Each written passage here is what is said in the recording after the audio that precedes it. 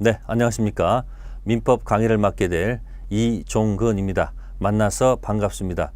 네, 시험 공부하는데 많은 어려움이 있습니다.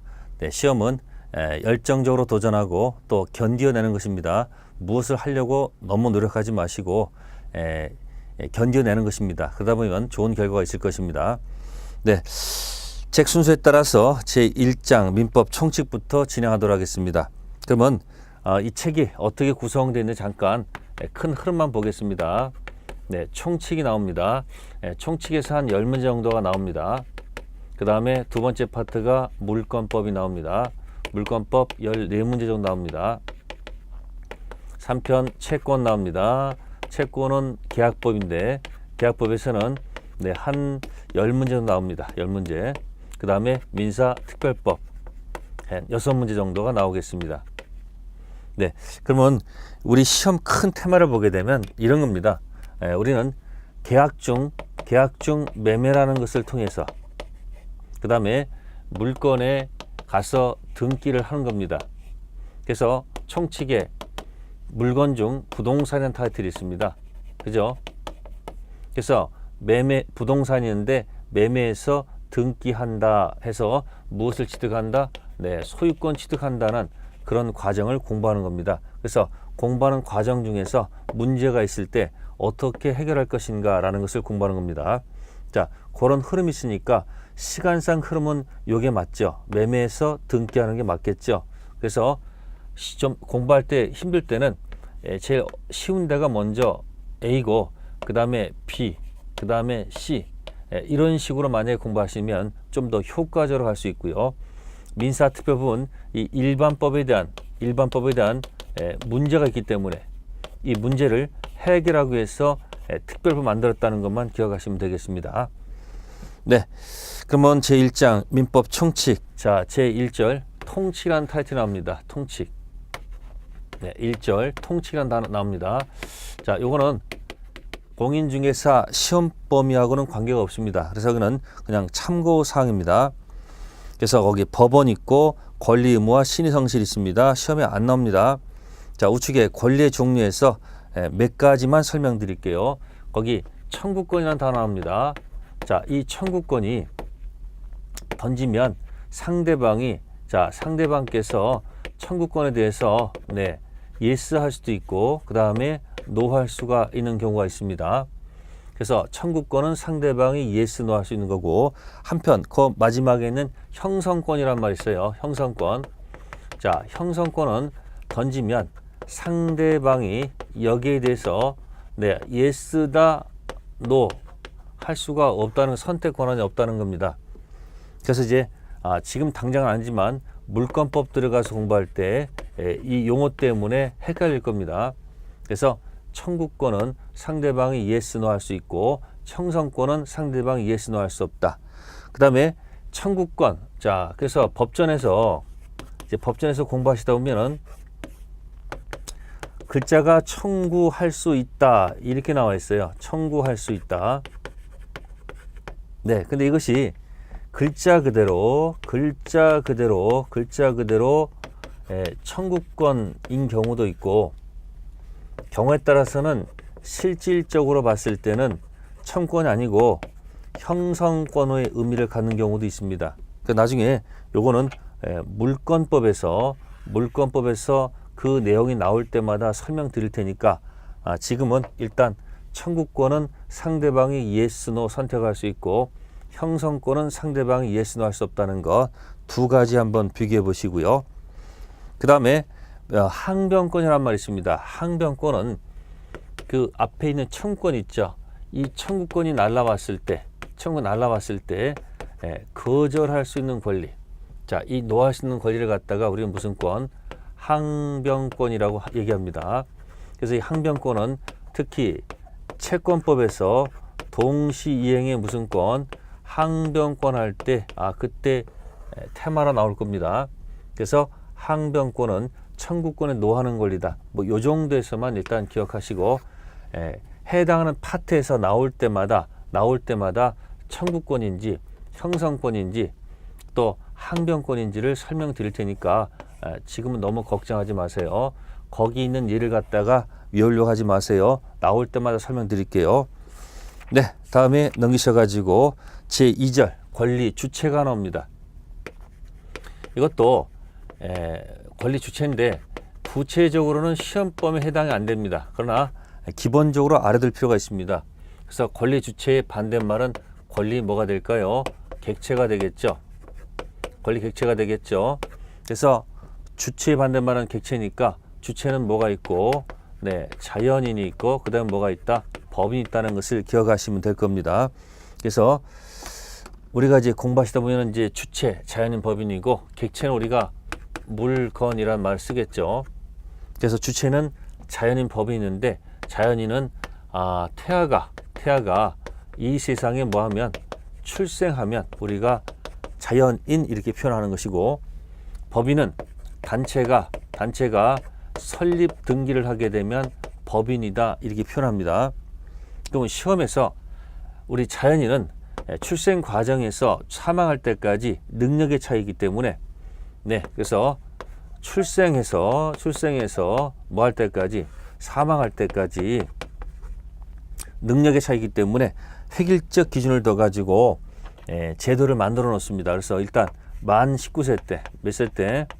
만 19세 때, 자, 행위 능력을 갖도록 이야기하고 있습니다. 행위 능력. 그래서 19세가 안 된 이쪽은 미성년자란 말 쓰겠죠. 미성년자. 그래서 미성년자는 무슨 능력이 없다? 네, 행위 능력이 없다는 거. 그래서 행위 능력 없는 자가 법정 대리인 동의 없이 이제 법률 행위를 하게 되면 법 조문상 취소할 수 있다. 취소라는 단어를 쓴다는 것을 한번 생각해 보셔야 됩니다. 그 다음에 19세 넘어서 또 능력에 좀 문제가 있는 분도 있죠. 그래서 그런 분들한테 성년 후견 개시 또는 한정 후견 개시, 자, 그런 선고를 받게 되면 우리가 피성년 후견인, 피한정 후견인 이런 말을 씁니다. 그래서 행위 능력 없는 자들은 이렇게 미PP, 아셨습니까? 그래서 행위 능력 없는 자를 책에서는 이제 제한 능력자, 그래서 명칭을 기억합시다. 행위 능력이 없는 자를 갖다가 이제 법전에서는 이제 제한 능력자라고 표현합니다. 그러니까 제한 능력자는 누가 있다? 미PP가 있다는 것을 기억하세요. 뭐가 있다는 거? 미PP. 그래서 미PP는 나중에 공부하실 때 이렇게 연습하세요. 무효 사유가 아니고 네, 취소 사유다. 이렇게 결정해 주십시오. 아셨습니까? 이유가 나올 겁니다. 행위 능력 없는 사람은 미PP, 미성년자, 피성년 후견인, 피한정 후견인, 이런 자들의 효력에 문제가 생기면 무효가 아니고 뭐다? 취소란 사실을 꼭 좀 기억하시고요. 그 다음에 그 자연 위에 보시면 의사 제한 능력자가 있습니다.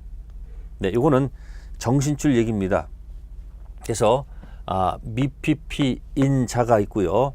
똑같습니다. 이 세상에는 두 종류입니다. 미PP인 자하고 아닌 자. 그러면 미PP는 일단 취소라는 단어를 깔고 있습니다. 그죠? 취소할 수 있다 깔고 있습니다. 자, 미PP가 아닌 자들은 취소라는 단어를 쓰면 안 되겠죠. 다음 미PP인 자는 다시 정신줄, 의사 능력을 얘기합니다.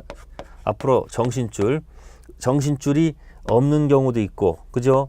있는 경우도 있습니다.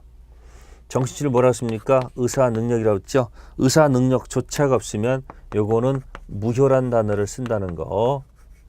다음 미PP 아닌 자도 두 종류가 있습니다. 뭐가 있는 사람? 정신줄이 없는 사람, 있는 사람. 그럼 정신줄이 없는 사람은 무효란 말을 쓰면 되겠죠.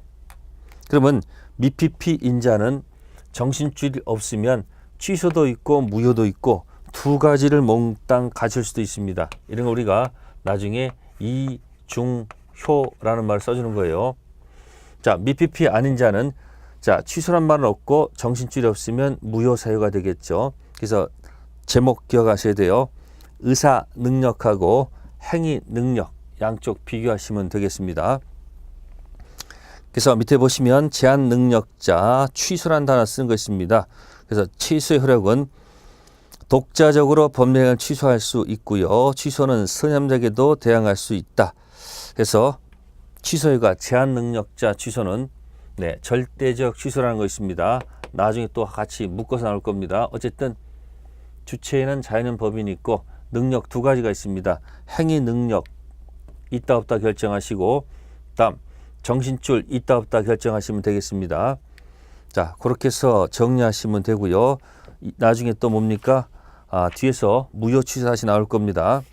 자, 다음에 넘기셔가지고 권리 객체가 있습니다. 객체 나왔죠? 물건. 거기 물건 단어입니다. 물건. 자, 물건은 다시 크게 세 가지 파트 나옵니다. 첫 번째가 뭐하고 뭐? 부동산, 동산. 자, 두 번째가 주물, 종물 있고요. 세 번째가 원물, 과실이 있습니다. 그러면 순서에 따라서 먼저 부동산, 동산 들어가면 부동산 개념은 자, 물건은 부동산하고 동산이 있다. 먼저 첫 번째 분리 방법이에요. 자, 부동산을 이렇게 표현합시다. 그러면 토지 위에 살짝 지울게요. 자, 토지 위에 건물 같은 정착물, 담 같은 정착물, 수목 같은 정착물이 있겠네요. 그래서 건물도 정착물이고 수목도 정착물이고 담도 정착물. 그래서 부동산 개념은 토지 플러스 뭐다? 정착물이 부동산이겠죠. 그래서 건물 같은 정착물, 수목 같은 정착물, 담 같은 정착물이 있습니다. 네, 거기 보시면은 토지의 정착물 있다는 거 기억하시고요. 자, 이게 부동산 개념이고요. 동산은 부동산 아닌 것들을 하면 되겠죠. 이 개념은 나중에 물권법에서 중요한 기능을 하겠죠. 자, 두 번째는 주물하고 종물입니다. 글자 그대로요. 주정관계 있으니까 주가 가면 종물도 따라간다는 이야기입니다. 그래서 주물, 종물이 되겠습니다. 자, 지금 하는 것은 구체적 시험범위 아닙니다. 단지 그런 게 있다는 걸 설명드리는 것이고요. 자, 세 번째. 그럼 주물, 종물에서 하나 포인트는 다른 게 아니고 나중에 주된 물건에 만약에 물권법에 저당권이 설정되게 되면 주물에도 미치겠지만 종물에도 당연히 미치겠죠. 그래서 경매가 되면 경락인은 종물도 취득한다는 얘기고, 자, 세 번째는 원물과 과실에 관한 얘기입니다. 원래 물건과 과실. 네, 과실은 천연 과실하고 그 다음 무슨 과실이 있다? 법정 과실이 있습니다. 그래서 과실은 원칙적으로 원물 소유자가 가져가는 것이 맞겠죠. 그러나 많은 예외가 존재한다는 거. 네, 이런 것도 이제 물권법하고 또 계약법 가서 논의할 겁니다. 그래서 여기 물건 얘기는 나중에 물권법에서 아마 개별적으로 나오면서 아마 설명이 나올 겁니다. 네, 객체 이 정도에서 설명을 드리고요. 시험범위 넘어가는 거기 때문에 넘어가시고요. 다음에 이제 제4절 법령의 개요. 이제 여기서부터가 이제 구체적으로 우리 공인중개사 시험범위에 해당이 됩니다. 제4절부터입니다. 법령의 개요. 자, 거기 보시면 이제 법률 관계와 권리 변동이 있습니다. 그러니까 지금 보시면 이런 테마를 갖고 온 거예요. 네, 권리 주체가 있었고, 그죠? 두 번째 권리 뭐가 있었고, 객체가 있었고, 네, 세 번째 이제 권리가 뭐 하는 거다? 변동한다는 얘기예요. 테마가. 그래서 앞에 한 얘기들은 그냥 주체는 아까 뭐가 있었고, 자연인, 법인이 있었고, 객체는 물건인데 부동산하고 뭐가 있었고, 동산이 있었고, 두 번째는 주물하고 종물이 있었고, 세 번째는 원물과 과실이 있었다. 이런 얘기 설명드린 거고, 이제 구체적으로 여기서부터 시험범위라는 얘기예요. 변동. 그죠? 그래서 권리 변동은 세 가지를 얘기합니다. 거기서 발생, 두 번째 변경, 세 번째 소멸을 세 가지 세트 명칭이 바로 뭐다?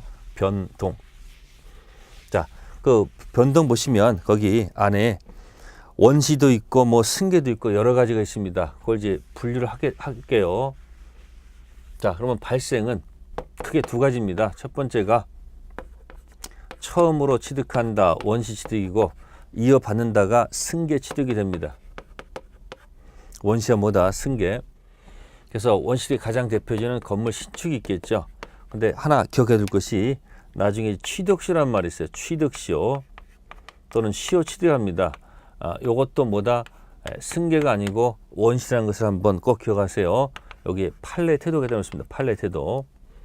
다음에 승계는 이어받는데 또 두 가지 방식이 있어요. 이전적이란 말이 있고 그 다음에 설정적이라는 단어가 있습니다. 설정적. 자, 같은 승계인데 이전적은 전주 권리가 완전 소멸하면서 이전하는 게 이전적 승계고, 설정적 승계는 전주 권리가 소멸하는 것이 아니고 존속하면서 제한을 받는다, 그 얘기입니다. 자, 매매를 하게 되면 어떻습니까? 매매하게 되면 갑의 소유권이 완전 상실하면서 그대로 이쪽에 이전되죠. 자, 설정적 승계는 갑이 소유권이 있는데 을한테 전세권 설정하게 되면 갑의 소유권이 소멸하는 게 아니고 소유권이 존속하면서 이 사람이 전세권 사용하는 동안만큼 뭐한다? 제한을 받는다는 얘기죠. 그래서 이런 걸 뭐라 한다? 설정적 승계. 다음에 이전적 승계는 다시 두 가지가 있어요. 찍어서 가는 특정 승계하고 몽땅 일괄해 가는 포괄 승계가 있습니다. 특정 승계 가장 대표가 매매, 포괄 승계의 대표가 뭐다? 상속. 그래서 특정 승계와 포괄 승계인, 그래서 특정 승계가 나오면 특히 사람 이름 나왔을 때요, 특정 승계인, 시험 볼 때는 특정 승계 나오고 포괄 승계 나오거든요. 이때 특정 승계인은 선의와 악의에 따라서 선의는 가능한 한 보호를 해주는 것이 맞고 악의는 보호를 안 해주는 것이 보통 맞겠죠. 그래서 구별하는 것이 많습니다. 근데 포괄 승계인은 상속받는 거기 때문에 여기는 선악을 구별할 필요가 없습니다. 아시겠습니까? 그래서 포괄 승계인 나오면 돌아가신 분하고 DNA가 같다. 그래서 보호 가치가 없는 거고, 특정 승계인은 앞사람하고 이 유전자가 같은 게 아니니까 거래상 보호를 해주는 것이 맞지 않느냐, 그런 얘기죠. 그래서 특정 승계의 매매하고 포괄 승계의 상속, 그 두 가지는 꼭 좀 기억해 두세요. 네, 그 다음 밑에 보시면 변경이 있습니다. 주체의 변경, 내용의 변경. 자, 성질적 변경 하나 기억하세요. 물건 인도 채권이 손해배상 청구권으로 바뀐다든지 물상 대위. 이 정도는 알아두셔야 되겠습니다. 성질적 변경. 그 다음 밑에 작용의 변경이 있습니다. 효력 변경이라고 합니다. 순위가 승진한다든지 임차권 등기하면 채권이 물권화 된다는 것. 자, 그 정도에서 설명을 드렸고요. 그 다음에 법률관계의 구성 요소입니다. 네, 거기 사실 있고 요건 있고 효과 있죠. 네, 이 권리 변동이 사실은 효과입니다. 효과. 그래서 변동이 생기는 원인을 갖다가 크게 법률 행위라는 타이틀을 논의합니다. 법률 행위인 것하고 아닌 것. 그 다음에 나는 이유가 뭐냐면 의사 표시라는 것이 나와요. 그래서 의사 표시가 들어가 있는 것, 안 들어가 있는 것. 그래서 이 권리 의사 표시가 이걸 갖다가 소속을 어디라 보니까 법률 사실, 재료야, 재료. 그 다음에 요건 이제 법률 요건, 추상적인 얘기입니다. 요리. 그 다음에 여기 이제 법률 효과. 이게 맛이다, 이렇게 생각하시면 되겠습니다. 그래서 권리 변동, 법률 행위, 의사 표시. 그래서 법률 사실 중 제일 중요한 게 뭐고? 의사 표시. 네. 그래서 우측에 보시면은 법률 사실 분류가 있잖아요. 법률 사실 분류 중에서 다른 거 기억하지 마시고 맨 꼭대기에 의사 표시라는 것 있죠. 의사 표시. 그래서 여기 청락, 승락, 취소란 말 있죠. 사실 중 제일 중요한 것이 요겁니다. 의사 표시. 나머지 건 신경 쓰지 마세요. 가장 중요한 것이 의사 표시고, 법률 요건 중 가장 중요한 것이 뭐다? 법률 행위. 그 다음에 법률 효과 변동 생기죠. 그래서 의사 표시 그대로 들어가 있는 법률 행위로 인한 권리 변동과 의사표시 안 들어가 있는 법률행위 아닌 것으로 한 권리변동, 이런 테마를 가지고 계속 나올 거예요. 네, 그래서 법률사실, 법률요건, 효과. 자, 그럼 이것을 갖다가 매매로 대입하게 되면 우리가 청약의 의사표시, 그 다음에 승낙의 의사표시, 요거는 법률사실 의사표시고요. 그 다음에 이제 매매 계약이 되면, 네, 매매 계약은 뭐가 되는 거죠? 법률 요건이 되는 것이고, 그러면 계약에 따라서 매도인이 원하는 것은 뭐 달라? 네, 대금 달라는 청구권이 효과고, 매수인이 원하는 것은 뭐예요? 네, 재산권 주세요. 재산권 달라는 청구권, 여기에 효과가 되겠습니다. 그래서 사실, 요건, 효과, 뭐 요 정도에서 한번 기억하시면 되겠습니다. 다음에 이제 우측에 법률행위의 분류가 나옵니다. 이제 의사표시가 들어가 있는 법률행위를 분류해 보는 거예요. 법률행위를. 그래서 가장 기본적으로 의사표시 개수에 따라서, 가장 기본적입니다.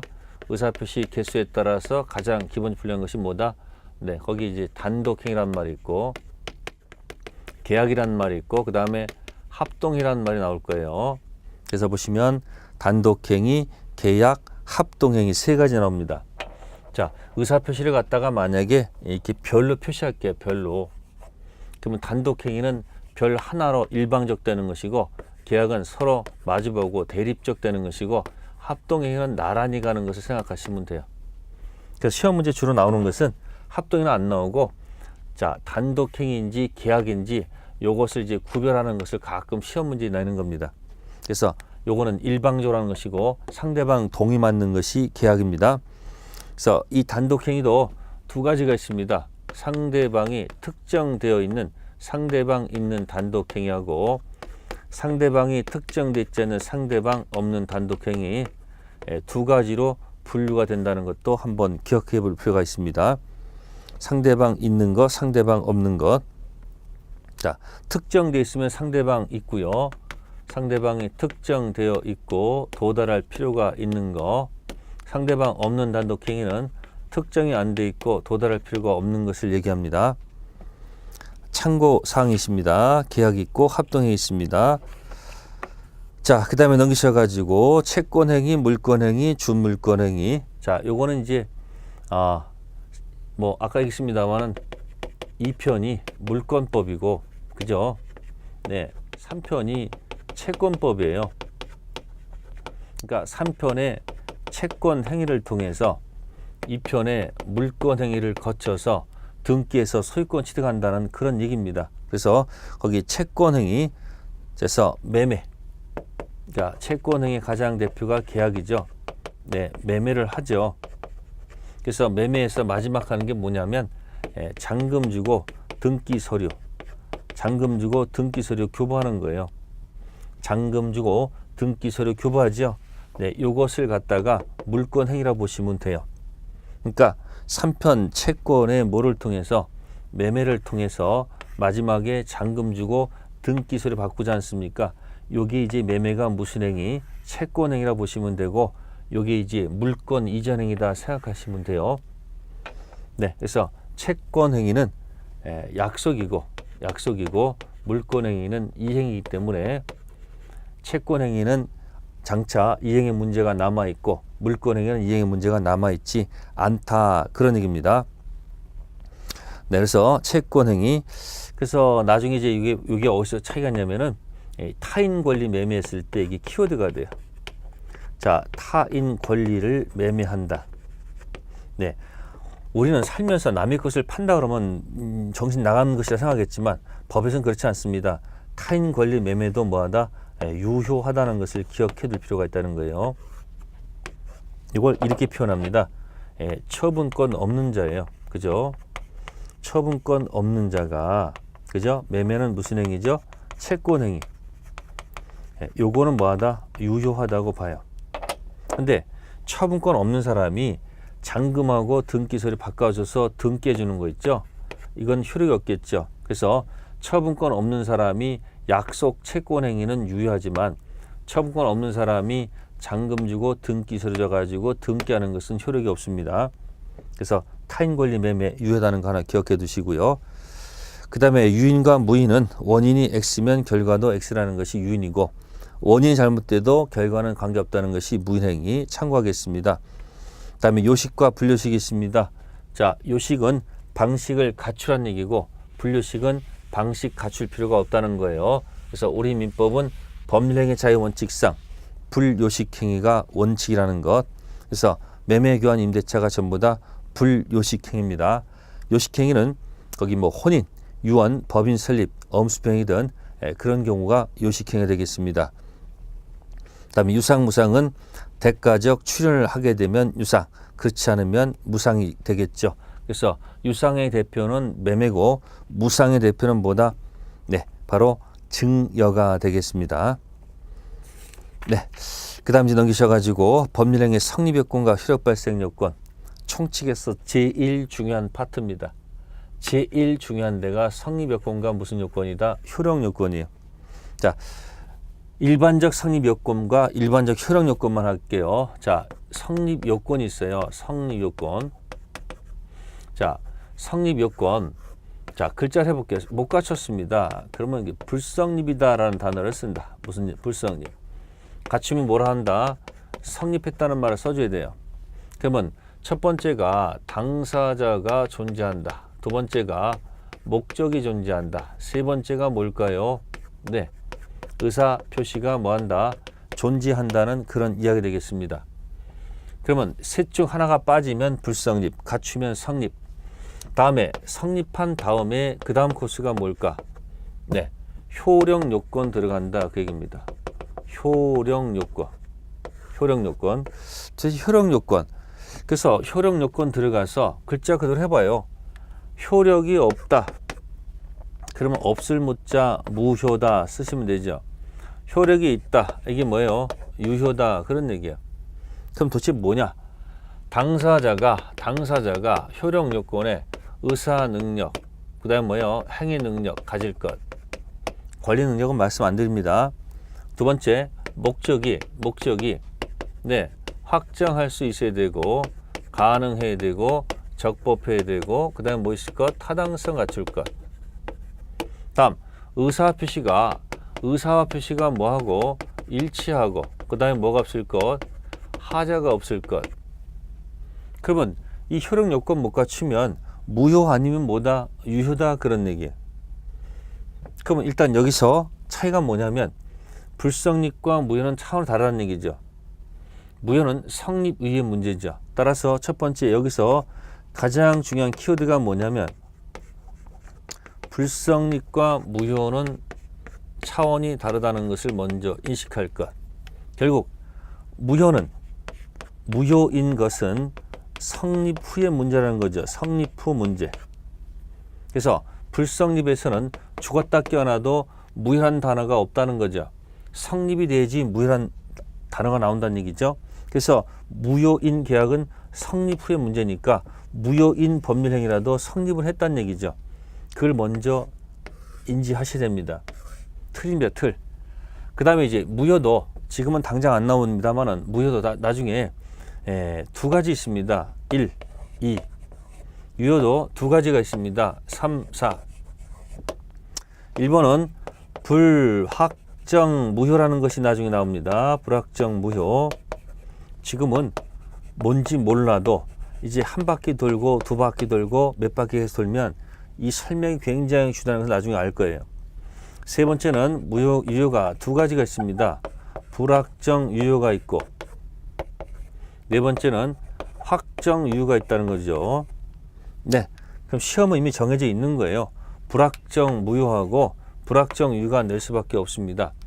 그래서 불확정 유효가 아까 살짝 언급한 거 있었죠. 아까 제가 행위 능력 없는 자들은 아까 취소란 단어 썼고 의사 능력 없으면 무효란 단어 썼었죠. 그죠? 이 취소는 3번을 얘기하는 거예요. 3번. 이 의사 능력 없는 것은 2번을 얘기하는 겁니다. 2번. 그래서 결론적으로 해서 확정할 수 없다, 가능하지 않다, 적법하지 않다, 타당하지 않다 하면 전부 다 2번 확정 무효 내용을 놓을 거예요. 일단. 그 다음에 일치하지 않는 경우도 있고 하자가 있는 경우 또 내용에 따라 왔다 갔다 할 겁니다. 어쨌든 효력 요건 못 갖추면 무효 아니면 유효인데 불확정무효, 확정무효, 불확정유효, 확정유효 네 가지 나중에 나눌 겁니다. 지금 당장 눈이 안 들어도 꼭 기억해 두셔야 됩니다. 네, 그래서 일반적 성립 요건과 뭐예요? 일반적 효력 요건을 가지고 놀고요. 이제 모의고사 같은 데는 이제 특별 성립 요건이라든지 특별 효력 요건 이렇게 나올 겁니다. 어쨌든 총칙은 뭐에 가는 거다? 이 얘기하는 거예요. 불성립. 뭐에 가는 거? 불성립. 반대는 뭐고? 성립이고. 성립한 다음에 뭐다? 무효하고 뭐다? 유효. 이거 가지고 왔다 갔다 합니다. 그래서 책 순서가 이 목적에 먼저 나와요. 목적. 요거는 아까 주체에서 아까 얘기했었습니다. 주체에서 구체적 시험범위 아니지만 어쨌든 나왔던 거고, 책 순서가 이제 요거 이제 하게 되면 요 목적 나오고, 그 다음에 이제 요거 의사 표시가 나와요. 의사 표시 요거 불일치 하자 있는 거. 그 다음에 특별 효력 요건에 보시면 거기 기억에 대리 나올 거예요. 대리. 그죠? 대리 나와요. 책 순서가 대리권 존재해야 되고요. 그 다음에 마지막에 이제 거기 조건하고 뭐예요? 조건하고 기한이 있죠. 조건 기한이 있죠. 네, 책 순서가 요렇게 나올 거예요. 요렇게 목적, 의사 표시 나오고, 그 다음에 특별 효력 요건. 요거는 일반적 효력 요건을 얘기하고, 요 뒤에 것은 특별 효력 요건 따라서 나올 것이다. 그런 얘기예요. 아셨습니까? 책 순서가 요거. 그래서 우리는 일반적 효력 요건과 무슨 요건? 특별 효력 요건 따라서 공부한다. 네. 그래서 우측에 보시면 이제 4번에 법률행위 목적 나오죠. 목적 나옵니다. 왜? 의사 능력, 행능 앞에서 했거든요. 그럼 이제 목적 가지고 이제 구체적으로 들어간다는 얘기예요. 그래서 목적은 네, 확정할 수 있어야 되고, 그 다음에 가능해야 되고, 그 다음에 적법해야 되고, 그 다음 뭐요? 타당성 갖출 것.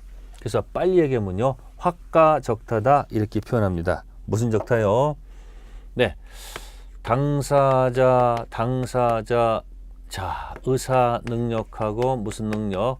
행위 능력은 이미 결정 아까 했었고, 이제 목적 들어가서 자, 순서적으로 뭐 있습니까? 지금 확정할 수 있어야 되고, 가능해야 되고, 그 다음 뭐고?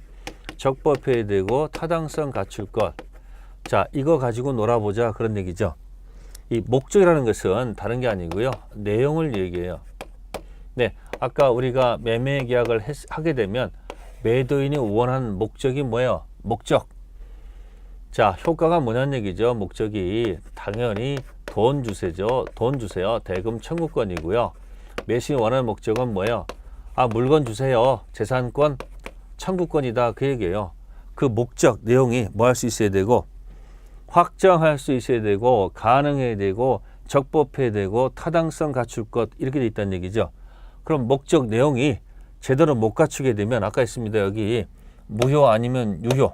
여기 들어가서 구체적, 불확정무효, 확정무효, 불확정유효, 확정유효 어딘가 들어가 있겠죠. 네, 그래서 여기 보시면은 목적에 확정이라는 단어가 있습니다. 확정은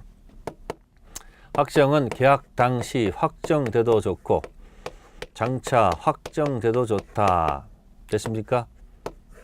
만약에 확정하지 못한다면 무효가 되겠다. 이 무효는 뭐예요? 확정 무효를 얘기한다. 다음, 가능해야 됩니다. 가능. 근데 갑자기 여기 가로 2번에 법률행위 해석 기준 나왔네요. 해석 기준. 네, 목적 이게 명확하지 않으면 해석을 해야 되겠죠. 그래서 해석 기준으로서 첫 번째 나와 있는 것이 뭐다? 네, 목적이란 목적. 당사 기도하는 목적이 뭐냐는 얘기죠. 두 번째가 뭐죠? 네, 사실인 관습 가지고 해석해 본다. 세 번째는 자, 임의 규정이란 타이틀 나옵니다. 임의 규정. 네 번째는 뭐죠? 신의칙 나오죠. 시험장 가서 해석 기준 순서를 만약에 한다면 한 글자 따서 기억하시면 목사, 이게 참 얘기 못 하겠습니다.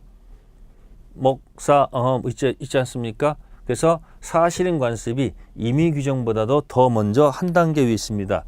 요때 조심할 말이 뭐냐면 당사자 의사가 명확하지 않을 때 한다는 거.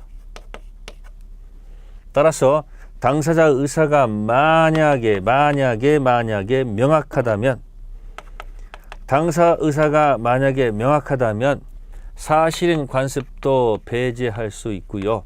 임의 규정도 배제할 수 있다는 거. 다시, 사실인 관습이 임의 규정보다 한 단계 위에 있습니다. 이때 키워드가 뭐냐면 당사자 의사가 명확하지 않았을 때 한다는 얘기죠. 그럼 뒤집어서 당사자 의사가 만약에 뭐하다면 명확하다면 사실인 관습도 필요 없고 임의 규정도 배제할 수 있다는 요 이야기를 잘 좀 기억하세요. 그래서 사실인 관습하고 임의 규정 그 두 가지 가지고 왔다 갔다 하니까 조심하시고요. 네, 다음에 이제 가능 갑니다. 가능은 반대말이 뭘까요? 네, 불가능이죠. 그러면 불능이 되겠네요. 가능의 반대말은 뭐다? 불능. 네, 가능 불능은 사회적 통념에 따라서 결정하지 물리적으로 판단하지는 않을 것입니다. 사회 통념. 자, 불능이 있습니다. 거기 원시적 불능과 무슨 불능? 후발적 불능. 네, 자 일단 볼게요. 원시적 불능과 무슨 불능? 후발적 불능이 나옵니다. 도대체 뭘 가지고 이런 기준을 잡을까요? 네, 다른 건 없고요. 계약 한 날을 기준 잡아서 계약 기준 전에 건물이 몽땅 화재가 났다. 전에 계약 기준 후에 건물이 몽땅 화재가 났다. 자, 이게 바로 뭐다? 원시적 불능이고 이게 후발적 불능입니다. 그러면 원시적 불능인 경우는 계약은 성립은 했습니다. 근데 효력이 없다는 것을 기억하세요. 자, 보세요. 계약이 성립은 했습니다. 근데 무효입니다. 보세요. 무효가 되려면 성립된 다음에 된다고 그랬죠. 성립된 다음에. 따라서 이쪽에 원시적 불능은 계약이 성립했으나 효력이 없고요. 후발적 불능은 계약 당시 목적물이 있었기 때문에 네, 계약이 성립도 했고요. 또 계약이 뭐하다? 유효하다. 그런 얘기입니다. 결국 키워드는 다른 게 아니고 원시적 불능은 총칙에서는 원시적 불능은 뭐다? 무효란 얘기고 후발적 불능은 유효다 그런 얘기죠. 숫자로 얘기하면 이 무효가 2번을 얘기하는 것이고 유효라는 것은 4번을 얘기하는 겁니다. 알겠습니까? 그래서 무슨 불능? 원시적 불능과 무슨 불능? 후발적 불능. 네, 이래 해놓고 나서 무효일 때, 유효일 때 어떤 문제가 있을까? 그래서 원시적 불능일 때는 계약법에서 계약 체결상 과실이라는 이 타이틀을 가지고 논의가 됩니다. 다음 후발적 불능은 채무자한테 잘못이 있느냐 없느냐에 따라서 체불인 경우는 이행불능이란 타이틀을 가지고 논의를 하고 채무자 잘못이 없을 때 체불이 아닐 때는 위험부담이라는 타이틀을 가지고 놀 거예요. 네, 이거는 지금 너무 심각하게 생각하지 마시고 요거는 나중에 계약법에서 다시 다룰 거예요. 계약법에서 다시, 즉 채권법 계약법에서 다시 다룰 거니까 이 제목에 너무 신경 쓰지 마시고 일단 총칙에서는 원시적 불능은 무효고 후발적 불능은 유효다. 그것만 기억하시면 되겠습니다.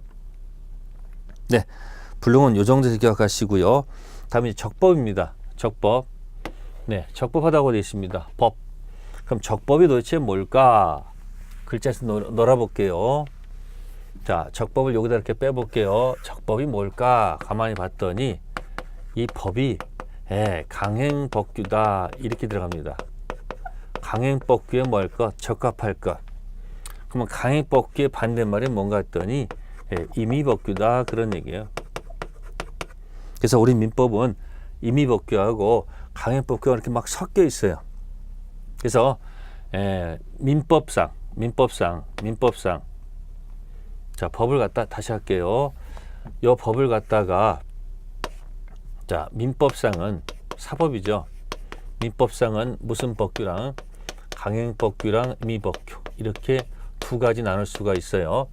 그래서 강행법규는 달리 정하면 안 되고요. 임의법규는 당사자가 달리 정해도 괜찮은 조문이 바로 뭐다? 임의 규정이 되겠습니다. 네, 그래서 물권법은 주로 강행법규가 주로 많고요. 채권법은 주로 임의법규가 많을 것이고, 다음에 이제 공법상 법이 공법일 때, 공법은 당연히 이건 무슨 법규가 되겠습니까? 강행법규의 성질을 갖겠죠. 근데 이 강행법규가 두 가지 의미가 있어요. 단속이 목적인 경우, 단속. 그 다음에 효력까지 아웃시키는 경우가 있습니다. 그래서 단속 규정일 때는, 단속 규정에 위반했을 때는 당연히 처벌을 하겠죠. 이쪽도 당연히 처벌합니다. 위반했을 때는. 처벌했는데 여기는 단속이 목적이기 때문에 사법상 계약은 아무런 영향을 미치지 않기 때문에 유효라고 봅니다.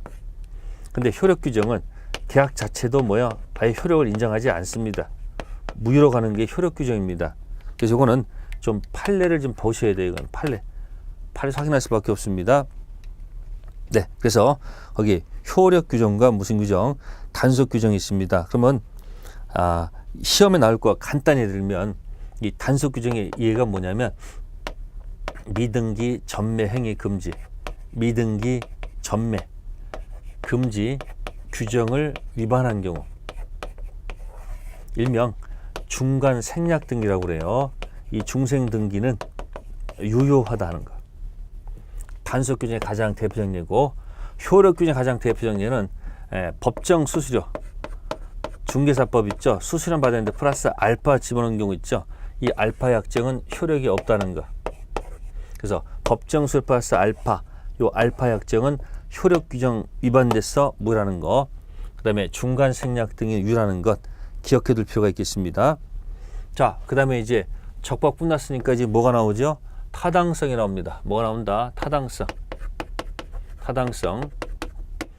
네, 이 적법성과 타당성, 차이가 뭘까 하는 것도 여러분들이 공부하십니다.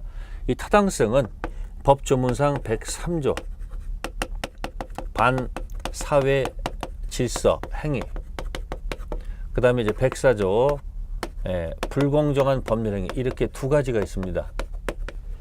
불공정한 법률 행위. 네, 그래서 타당성 반사회 질서 법률 행위는 효력은 없습니다. 이것도 무효고요. 이것도 무효입니다. 다 똑같이 2번 무효입니다. 그럼 무엇이 반사회 질서인지는 조문에서 확인될 수는 없는 거죠.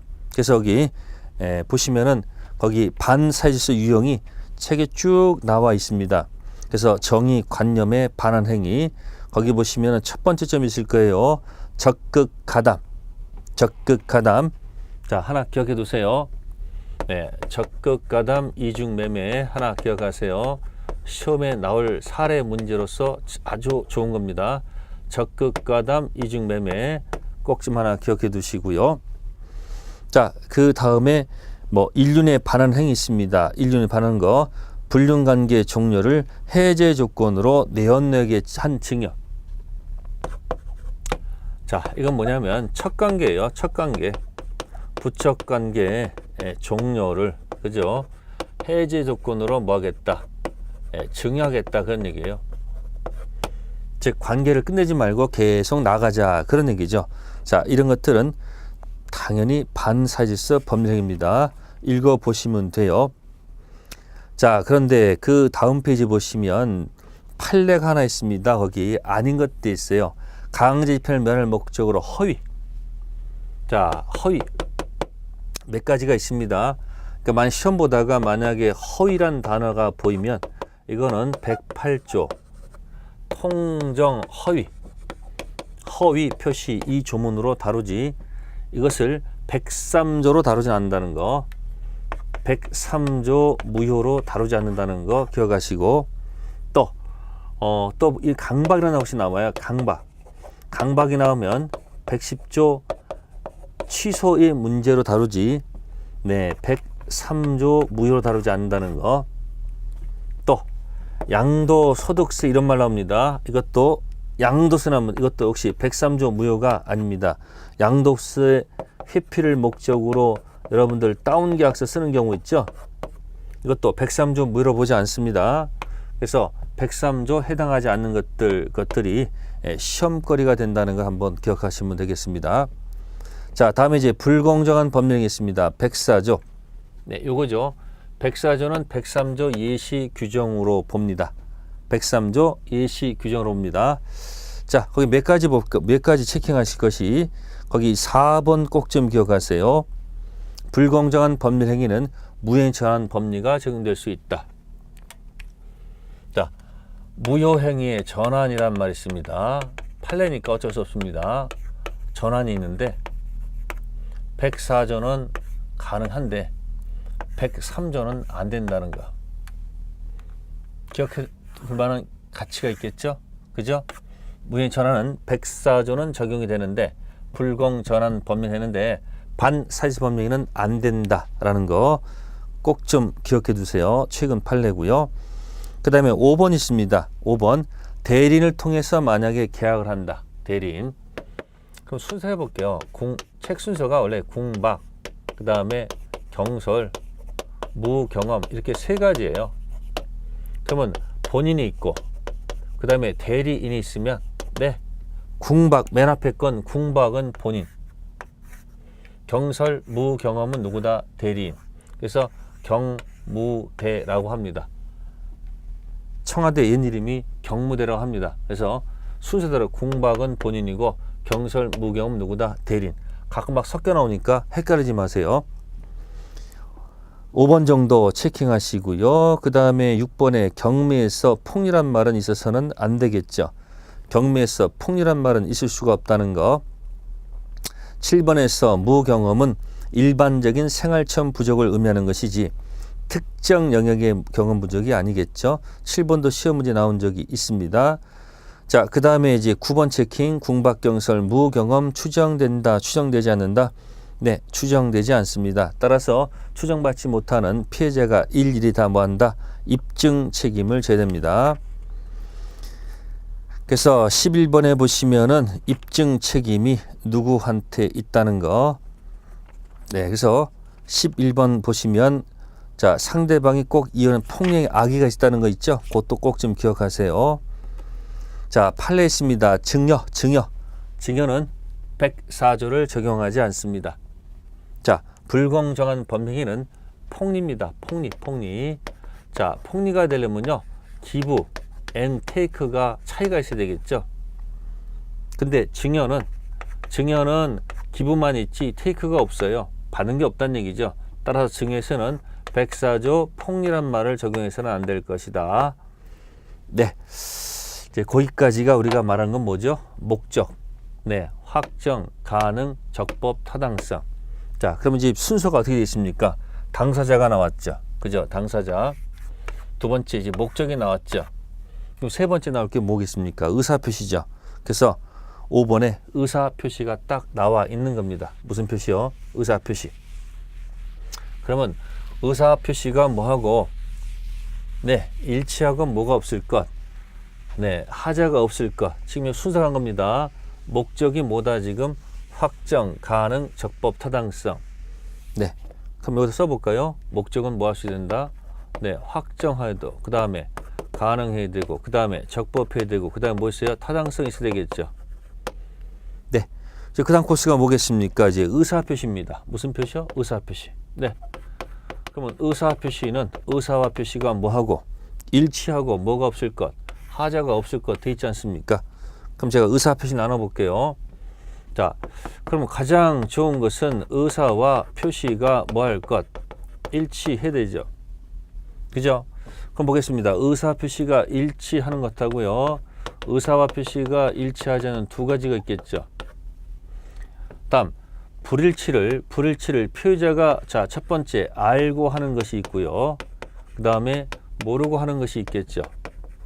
자, 이 알고 하는 것을 요것만 고치면 돼. 이걸 허위 표시라 한다. 모르고 하는 것, 이것을 우리는 착오로 인한 의사표시다 이렇게 표현하고요. 다음, 허위 표시를 혼자 했다, 단독으로 했다. 그죠? 두 번째, 짜고 했다. 이 짜고를 갖다가 어려운 말로 고친 말이 통정입니다.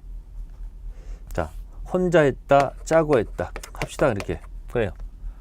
허위 표시를 혼자 했다, 짜고 했다. 허위 표시가 거짓말이에요. 거짓말을 혼자 하는 경우도 있고 짜고 하는 경우도 있다는 얘기죠. 이 혼자 하는 것을 뭐라 한다? 단독 허위 표시다. 짜고 하는 것을 뭐라 한다? 통정 허위 표시다. 이렇게 얘기합니다. 그 다음에 일치하는데 문제가 있다.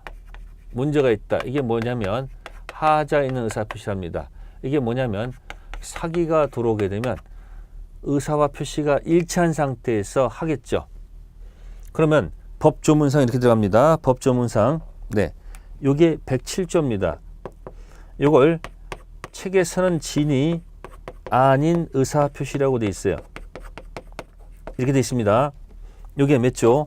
107조입니다. 107조. 통정의 표시가 108조입니다. 착오가 109조입니다. 사기 강박이 110조입니다. 110조.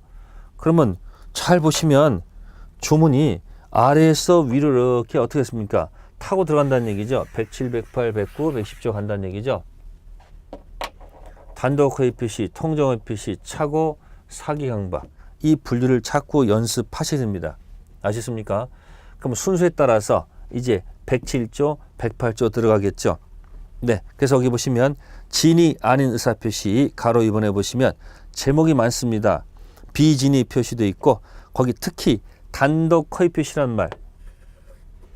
그래서 여러분들이 무슨 표시다? 단독 허위 표시도 기억하는 것이 시험 볼 때 훨씬 유리할 거예요. 무슨 표시는 진이 아닌 의사표시는 무슨 표시로 단독 허위 표시로 기억해 주는 게 좋겠습니다. 네, 의가 있습니다. 의 했던 겁니다. 그러면 진위가 도대체 뭐냐 하는 얘기죠. 네, 이 진위 해석 방법은 진짜 의도가 아닙니다. 진짜 의도하는 것을 바깥으로 표시한다 하면 안 됩니다. 진정으로 바라는 사항을 뜻하는 것이 아니고, 네, 그냥 소극적으로 표의자 생각을 의미한다는 거 조심하셔야 돼요. 진의 뜻 조심하시고요. 디귿은 단독 허위 표시는 짜고 한 것이 아니고 혼자 했다는 것을 기억하시고요. 다음 우측 효과갑니다.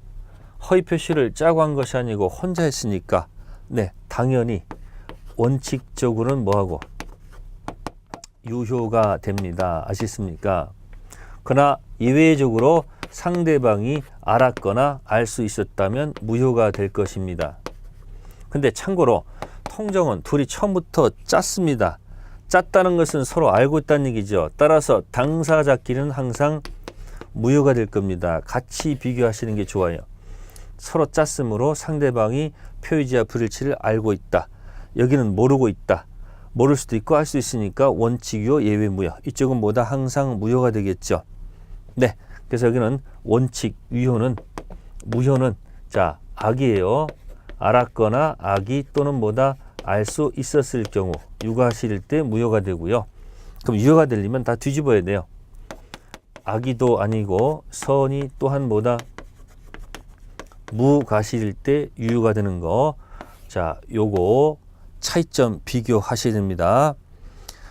그래서 거기 보시면은 입증 책임 나오면 무효 주장하는 자 생각하시면 돼요.